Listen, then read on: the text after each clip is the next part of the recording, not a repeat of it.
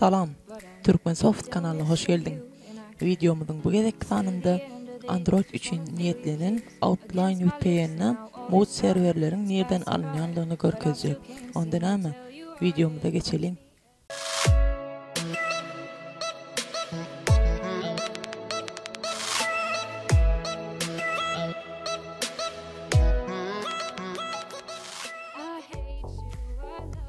Outline VPN'nin serverleri bizim täze Türkmensoft adlı web sahypamyzda yerleşdirilen.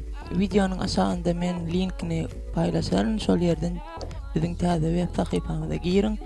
Sonra yukarıda kategoriyadan Android diyen bölümni saylan. Sonra şol yerden Outline VPN için server yüklep alıp bilersiniz. Görüşürüz ýaly.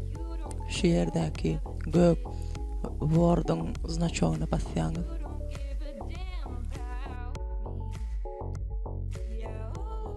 Yükledi. Açýaňyz. Ene.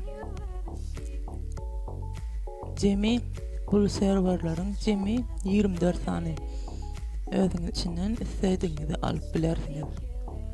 Ene şunun ýa görüşde siz Outline VPN'ni işledip bilersiniz. Videonu halan alsanız like basın, halamadık olsanız dislike basın, kanalımıza a'da olmağı hem unutmang. Eger de kanala ön a'da bulmadık olsanız. Häzirlikçe şu video, indiki videomda çeli sağ olun.